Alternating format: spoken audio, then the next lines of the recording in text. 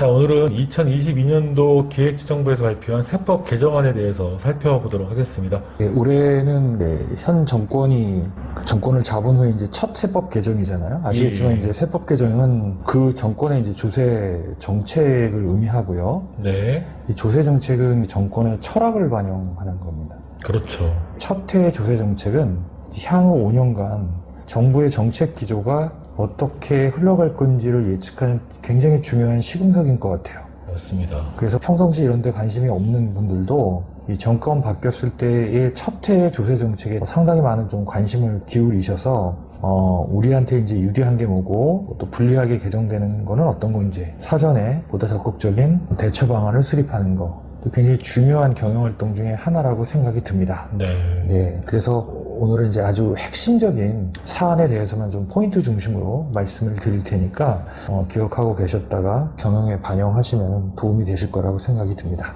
가장 이제 눈에 띄는 그 개정안 중에 하나가 법인세 비율 조정입니다. 구간 조정이죠. 그래서 이제 왼쪽에 보시면 대기업은 중소기업하고 관련이 없으니까요. 중소기업을 놓고 보면 이제 2억을 기준으로 해서 2억이 초과되냐, 2억 미만이냐.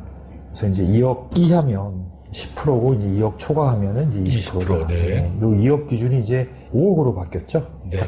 개정안에는. 그래서 5억이 초과되면 20%, 5억 미만이면 10%. 그래서 이제 2억에서 5억 정도의 사업소득이 발생하는 법인 같은 경우는 이제 이 제도가 통과가 된다면 혜택을 받게 되겠죠. 사실은 이제 소장도 아시겠지만 중소기업에서 2억에서 5억 정도 꾸준히 이익이 나는 기업이라면 상당히 재무적으로 나 영업적으로 좀 안정적인 기업이라고 볼 수 있어요.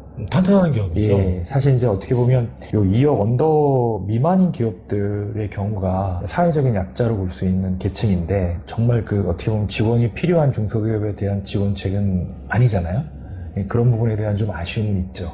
오히려 이제 최저한세를 좀 낮추는 방식으로 해서 이런 기업들도 좀 혜택을 받게 했더라면 어떤가 하는 이제 그런 아쉬움은 개인적으로 있어요. 그런데 이제 하나의 포인트는 이렇게 법인세율을 조정을 해줌으로 인해서 이제 그만큼 법인의 잉여금이 늘어나는 거죠. 그렇겠죠. 예, 잉여금이 늘어나서 이제 아무래도 국가가 이렇게 법인세율을 낮춰준 이유는 이 잉여금을 이제 임금이나 또는 배당이나 아니면 투자 통해서 어떻게 보면 이제 어떤 경기를 더 활성화시키거나 하는 그런 측면의 니즈가 있었겠죠. 그래서 국가가 이걸 세금으로 걷어서 공적 기능을 활용해서 다시 재분배를 할 수도 있지만 기업 스스로가 세금 절감을 통해서 소비 진작이나 경기 활성화에 기여하라고 했는데 사실은 이건 이론적과 현실은 좀 다르죠. 이제 기업 입장에서는 앞으로 경기가 되게 좋을 거다. 그러면 땡볕을 얻어서라도 다 투자를 합니다. 말려도 투자해요. 그렇죠. 근데 아무리 혜택을 줘도 이제 굉장히 지금 글로벌 여러 가지 경제 환경이나 안 좋아서 이 정도의 혜택을 줬다고 그거를 기업이 임금이나 배당이나 투자에 공격적으로 투자하기는 쉽지가 않을 것 같아요. 어쨌든 간에 혜택을 보는 기업 입장에서는 나름대로 도움이 되지만 입법 취지가 달성될지에 대해서는 이제 사실 좀 의구심이 드는 건 사실입니다. 자, 중요한 거는 그럼 이제 우리는 이걸 임금으로도 배당으로도 투자로도 활용하지 않는다면 그만큼 뭐가 늘어나요? 이익잉여금이 이익잉여금이 늘어날 수밖에 없어요. 근데 이제 이 잉여금을 처분하는 과정에서의 어떤 그런 이제 조세 정책은 전혀 변화가 없고 오히려 이거는 이제 더 강화되는 추세잖아요. 네. 그래서 이런 혜택을 통해서 잉여금을 좀 더 적립할 수 있는 그런 기업들은 조금 더 내 회사의 잉여금 처분에 따른 세금 문제에 대해서 좀 더 집중을 하고 이거에 대한 대비를 하는 기회를 삼는 것도 의미 있을 것 같습니다. 세금을 감면해줘서 그건 좋은데 결국엔 이 잉여금이 쌓이다 보니까 출구에 대한 전략들을 고민해볼 필요가 있다는 말씀이시죠? 그 자금이 기업 성장에 밑거름이 되면은 의미 있죠. 국가도 의미가 있고 조세 감면을 해준 것만큼 기업이 그걸 통해서 임금이나 배당이나 투자를 활성화할 수 있다면 그 정책 목표를 달성하는 거잖아요. 근데 이제 그런 혜택을 줬는데 실제 그게 임금이나 배당이나 투자에 흘러들어가지 않는다면 특정 이익을 내는 그 집단에만 주는 일방적인 이게 혜택이 돼버리니까 조세 저항도 커질 수밖에 없는 거고 네. 또 그 혜택을 받지 못하는 기업들이나 개인들 입장에서는 불만이 커질 수밖에 없는. 네. 반면에 혜택을 받는 기업이라면 이게 또 오로지 그 대주주 오너의 소득이 아니란 말이에요.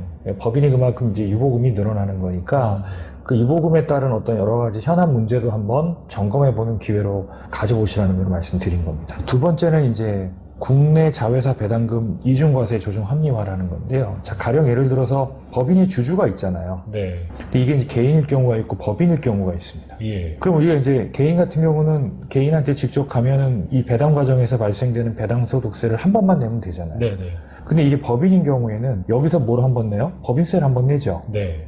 그리고 그 받은 배당을 또 주주가 가져갈 때 여기서 또 뭐를 내요? 배당 소득세를 또 한 번 내죠. 이중과세. 그러니까 이중과세 문제가 되겠죠. 예. 그래서 이 법인세의 소득 과표를 일부 줄여준다. 이걸 이제 뭐 세법 용어로 이제 입금 불산입한다 이렇게 합니다. 근데 이제 이거를 법인 주주라고 그래서 배당 소득을 전부 다 입금 불산입해 주는 게 아니고요.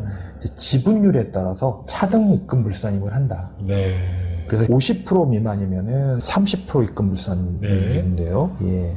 그리고 50에서 100% 사이면은 이제 50%, 100%다. 개인 주주는 없고 다 법인 주주만 있는 그런 경우. 자회사의 그렇죠. 개념이네요. 100% 자회사 같은 네. 경우죠. 이런 경우는 이제 100% 입금 불산임률이다. 이렇게 정해져 있는데 이게 지분율이 50%가 아니라 30% 미만이면은 30%.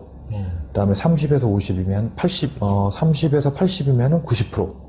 그다음에 이제 50%만 넘어가면 100%를 다 해준다. 네네. 다시 한번 정리해 볼게요. 30% 미만이면 30%, 50% 미만이면 80%, 50% 이상이면 100%. 네. 그러니까 이제 자회사 지분율이 50% 정도 이제 있게 되면은 실제 배당을 하더라도 법인세 부담은 없는 거죠. 그러니까 자회사에 대한 어떤 배당 소득에 대해서 세금을 물리지 않겠다. 그렇죠. 이렇게 그럼 이해하면 되겠네요. 이것도 왜 이렇게 입금 불산임률을 높였을까요? 아무래도 법인세를 부담해야 되는 것 때문에 배당 결정을 쉽게 못할 수도 있잖아요.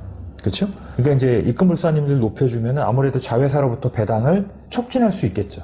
배당 활성화 정책이다. 그렇죠. 자회사로부터 수익이 난 자회사로부터 배당을 받아서 그 배당받은 자금을 임금이나 마찬가지로 주주 배당이나 아니면 투자에 더 활용하기 위해서 이렇게 기회를 열어놓은 건데 그런 투자 배당이나 아니면은 임금으로 이 배당 재원을 활용할 그 기회가 마땅치 않은 법인들 같은 경우는 이게 이제 잉여금에 쌓여서 나중에 잉여금이 처분할 때 어떤 문제가 있는지에 대해서 한번 고민을 해보는 또 시간을 갖는 게 의미가 있을 것 같습니다. 사실 중소기업은 뭐 일감 물어주기로 인한 어떤 세금 문제는 없다고 보시면 됩니다. 사실 이건 이제 특정 법인이 수혜법인에게 일감을 몰아주는데 중소기업 하나가 이제 대기업인 경우에는 이제 이거에 해당이 돼요. 예, 근데 이제 일감을 몰아주는 기업도 중소기업, 그걸로 인해서 수혜를 받는 기업도 중소기업. 중소기업 간의 거래일 경우에는 이제 해당이 되진 않습니다. 중소기업 오너분들은 이제 이 제도에 대해서 크게 신경 쓸 건 없고요. 다만 이제 기존의 그 대기업 같은 경우 이제 수출 목적으로 국외 거래를 하는 경우 이제 대기업에 한정해서 일감 몰아주기 과세 거래를 제외했거든요. 그런데 이게 이제 대기업이 아니더라도 수출 목적으로 하는 이제 국내 국외 거래 같은 경우 발생하는 그 일감 몰아주기의 경우에는 부의 무상증여보다는 경영의 합리화 이런 측면으로 보겠다는 거죠. 근데 이 세법 개정안을 떠나서 여기서 제일 대표님들이 기억하셔야 될 게 중소기업 간 거래에서는 일감 몰아주기가 적용되지 않는다. 네, 그렇죠. 이것이 인상적인 것 같습니다. 네, 그렇죠. 그래서 실제 그 자녀들에게 법인을 만들어주고요. 네. 이 자녀 법인의 자생력을 키우는 부분에서 이제 아버지 회사에서 일감을 몰아준다든가 네. 또는 이제 여러 가지 사업 기회를 제공해주는 뭐 일감을 떼어준다든가 뭐 이런 형태의 어떤 거래가 있을 때 이건 이제 중소기업이 이 거래를 못하게 막아서 부당한 무상증여를 차단하는 그런 효과보다는 중소기업 간에는 이제 불가피하게 이런 거래가 있을 수밖에 없는 그런 구조적인 부분을 인정해서 중소기업 간에는 이제 이런 형태의 거래에 대해서도 증여세 과세 대상이 아니다. 이렇게 이해를 하시면 될 것 같습니다. 자, 연결납세 제도 같은 경우는 개념은 이렇습니다. 또 이제 모회사가 있고 자회사가 있잖아요. 네. 예. 근데 이제 모회사 자회사가 이제 경제적으로 이렇게 하나의 한 몸인 경우, 그럼 이제 회사 입장에서도 이걸 이렇게 한 몸으로 보이게 하는 게 유리할 수도 있고, 각자가 이제 하나의 독립된 법인체로서 그 외관을 갖추는 게 더 경영적으로 타당한 이유가 있겠죠.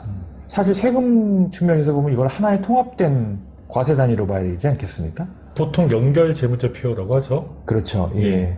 그래서 경제적 실질에 따라서 모회사 자회사를 하나의 과세 단위로 모아가지고 통합해서 법인세를 과세하는 제도인데요. 실제 이제 연결납세 제도를 적용하는 중소기업이 그렇게 많지는 않습니다. 그래서 이제 연결납세제도 적용 대상을 이번 세제 개편에서 좀 확대하는데 자회사 지분 요건을 예전에 이제 100%가 돼야지 됐는데 지금 이걸 이제 90%만 돼도 연결납세 제도를 도입할 수 있다.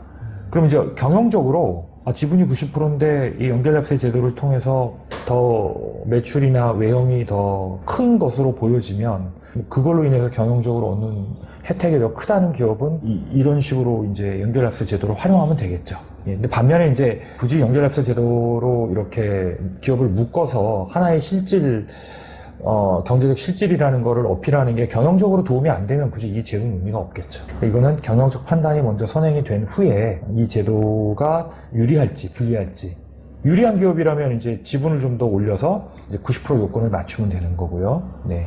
다음으로 이제 통합 고용 세액 공제 신설입니다. 작년에 이제 투자 세액 공제. 네. 우리가 투자 대상은 여러 개가 있습니다. 안전시설, 뭐 환경, 뭐 에너지 등등 많이 있죠. 네. 그걸 이제 하나의 통합 투자세액 공제로 이렇게 통합을 했습니다. 네.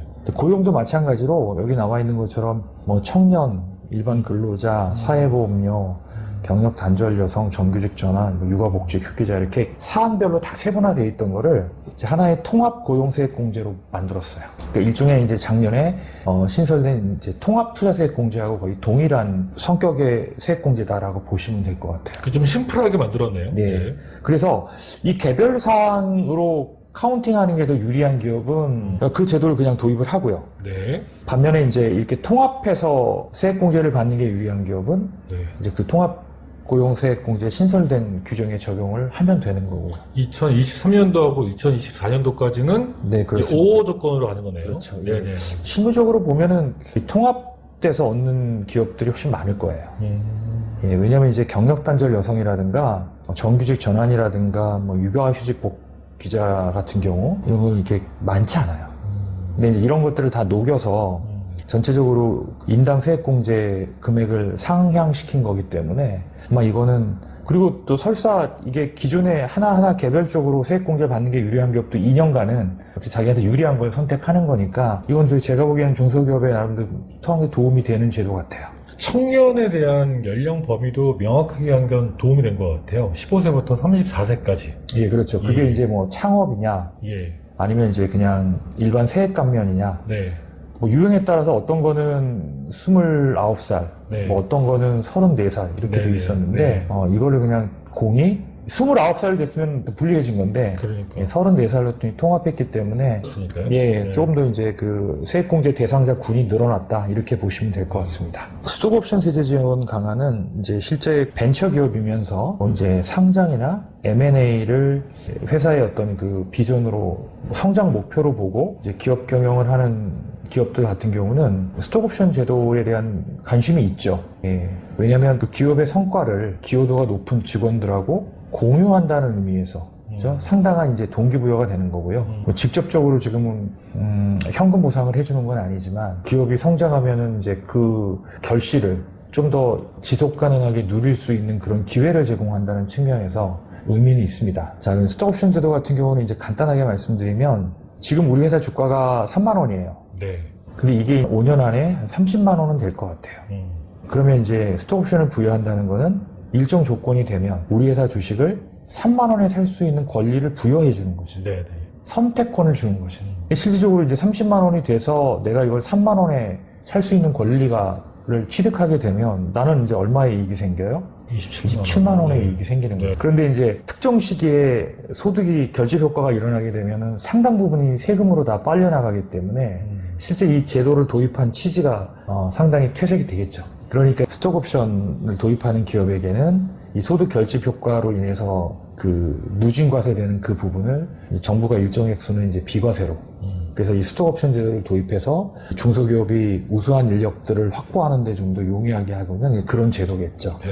그래서 이번에 이제 세제 지원 강화는 이 비과세 한도를 좀 더 이제 상향 조정하겠다는 거죠. 네. 예, 그래서 이제 현재 5천만 원까지는 행사가액과 부여 가액과의 차액에 대해서 비과세를 해주겠지만 이걸 이제 얼마까지 늘리겠다? 2억. 이제 2억까지 늘리고 예. 그다음에 누적 한도 이건 이번에 신설되는 겁니다. 네. 누적 한도를 신설해서 5억까지 그럼 이제 이게 누군가 이제 계속 2억씩 받게 되면 이게 2억씩 계속 비과세가 될 수 있잖아요. 예, 그럼 어마어마한 거죠. 그렇죠. 그래서 연봉 2억이면은 실효세율이 뭐 한 25%, 30%까지도 가는 건데, 그래서 이제 이게 혹시 남용될 수도 있어서 누계 한도는 얼마까지? 5억까지로 이렇게 허들을 걸어둔 겁니다. 지금까지 세법 개정안에 대한 부분들 살펴봤고요. 나머지 부분은 다음 시간에 계속 이어서 방송을 진행하도록 하겠습니다.